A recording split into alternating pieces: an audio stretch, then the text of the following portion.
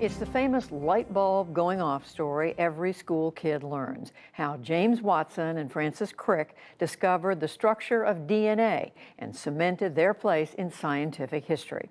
But as William Brangham explains, a new book paints a more troubling picture of how this famous discovery came about and who else deserves some credit. We're at the National Academy of Sciences, which is where the most celebrated scientists in America are members, but it was for a long time an old boys club. And also an old white boys club. An old white boys club with very gray hair. That's the way science was socially constructed. Howard Markel is a doctor and medical historian. And in his new book, The Secret of Life, he tells the famous story of James Watson and Francis Crick, who won the 1962 Nobel Prize in Medicine for their discovery of the double helix shape of DNA, which revolutionized the study of genetics. That catapulted them into the pantheon of great scientists like Albert Einstein. And I'll bet if you are asked to name some Nobel Prize winners, I think everyone could say Einstein. But next would probably come Watson and Crick in terms of fame. But in the book, Markel tells how that discovery was based in part on the work of a researcher named Rosalind Franklin, and how Franklin's contribution was downplayed and denied for years. It's what Markel calls one of the most egregious ripoffs in the history of science. The Secret of Life opens with that famous moment in 1953 in Cambridge, England, when Watson and Crick have just made their discovery and rush to share it with the world. And they ran from the Cavendish Laboratory out towards Free School Lane, 100 feet, literally 100 steps, I counted, to the Eagle Pub, which was a favorite watering hole of many Cambridge students and professors. And the way Watson described it, Crick winged into the Eagle and said, "We have discovered the secret of life."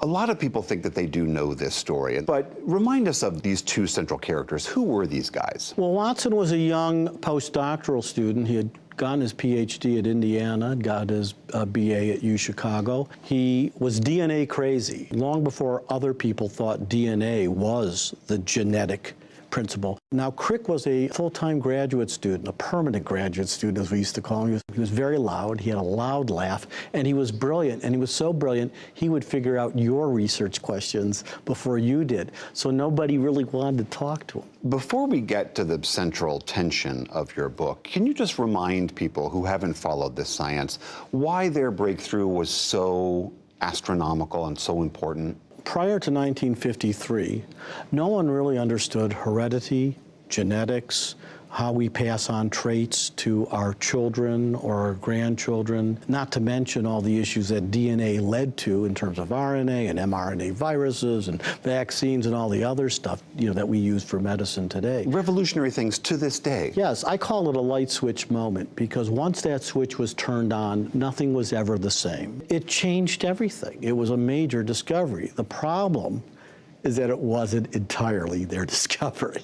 Rosalind Franklin knew and interacted with Watson and Crick back in the 50s. She was at nearby King's College doing similar DNA research. She was an expert in X-ray crystallography, the use of reflected X-rays and complex calculations to work out the structure of incredibly small objects. Markel documents how, without her knowledge, James Watson was shown one of her key X-ray diffraction patterns, and Crick was shown one of her progress reports. Armed with that information, the two men figured out that DNA's structure had to be a double helix, as Francis Crick later admitted. He said, "We didn't do the double helix because of things go in pairs or something dreamy like that. We did it for a reason, because we had Rosalind's data." The reality is that if life was fair, which it's not, it would be called the Watson-Crick-Franklin model. Is that right? Do you think that it's at all clear that they would have gotten there absent her data? They absolutely would not. It would have been very hard for them. They might have eventually. The more interesting question is that Francis Crick said, of course Rosalind would have figured it out in a few weeks, just that we figured it out faster. You also document in your book a very extensive campaign that those two gentlemen and others went to hide the fact that her data had been this aha moment for them. Why were they so set on denying her that recognition? I think they never thought of Rosalind as a serious competitor of their level. I think it was chauvinism to the nth degree, and was very common in academic science on both sides of the Atlantic Ocean at that time. Because as you do document in the book, she was a tough person. She didn't suffer fools. She was quick to point out your mistakes. Yep. And she wasn't necessarily the nicest person in the world. But No. as you also say, had she been a man, those character traits would have just been written off as eccentricities, whereas with her, they condemned her for it. Yes, she didn't suffer fools gladly. She was very intense in her work and didn't like to be bothered. Like a lot of scholars, they get almost jarred when somebody interrupts them. And that was part of her, that's how she worked, you know, because she really did have to focus on things. She was a difficult person. That said, these other guys were rather difficult Right. and odious in their behavior. There are so many heartbreaking moments in this book. Rosalind dies of cancer, likely maybe because of the work she was doing and being exposed to X-rays. At She also- 38. At 38. At 38. She also doesn't really find out how central her data was to their discovery and their Nobel Prize.